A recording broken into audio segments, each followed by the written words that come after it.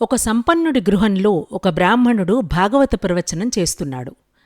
అదే సమయంలో ఒక దొంగ ఇంట్లోకి ప్రవేశించి ఒక మూలన దాక్కున్నాడు. భాగవతంలో కృష్ణుడు వేసుకున్న ఆభరణాల వర్ణన జరుగుతోంది. తల్లి యశోద కృష్ణుడికి ఏమేమి నగలు వేసేదో విపులంగా చెబుతున్నాడా బ్రాహ్మణుడు. దొంగ చాలా ఉత్సాహంగా చాటుగా ఉండి వింటున్నాడు.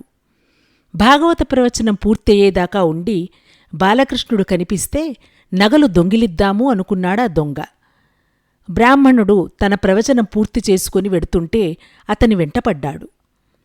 బ్రాహ్మణుడు భయపడి, నా దగ్గర ఏమీ లేదు అని అన్నాడు. అప్పుడు దొంగ, మీ దగ్గర ఉన్న డబ్బుకు నేను ఆశపడటలేదు. మీరు చెప్పిన నగలు ధరించి ఆవుల దగ్గర ఉండే కృష్ణుడు ఎక్కడ ఉంటాడో చెప్పండి చాలు అని అడిగాడు.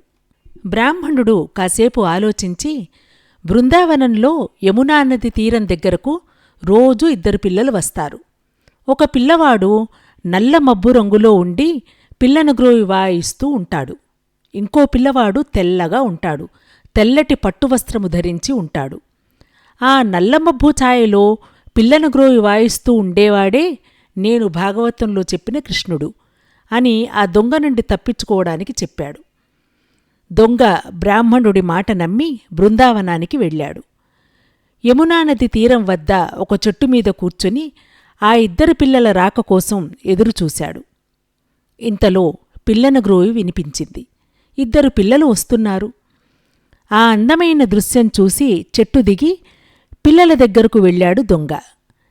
బాలకృష్ణుడిని చూడగానే దొంగ మనసులో ఆనందం కలిగి అతని కళ్ళెమ్మట నీళ్లు కారుతూ ఉండగా, హే తల్లి కన్న బిడ్డో, ఇంత అందంగా ఉన్నాడు అని అనుకున్నాడు.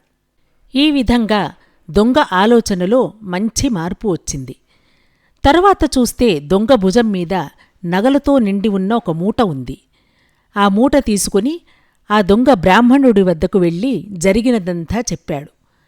ఆనందబాష్పాలతో ఆ బ్రాహ్మణుడు కృష్ణుడిని చూసిన చోటెక్కడో తనకూ చూపించమని దొంగని అడిగాడు. 2 కలిసి ఆ చోటుకి వెళ్లగానే దొంగకు కనిపించిన బాలకృష్ణుడు బ్రాహ్మణుడికి కనిపించలేదు.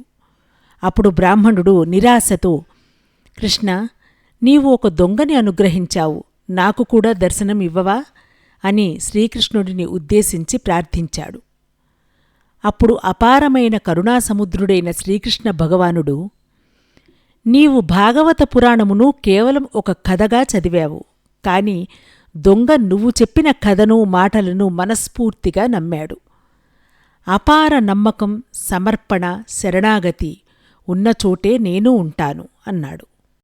దీనిని బట్టి సంపూర్ణ శరణాగతి, త్రికరణ శుద్ధితో కూడిన భక్తి విశ్వాసాలు మాత్రమే మనల్ని భగవంతునికి చేరువ చేస్తాయని మనమందరమూ గ్రహించాలి.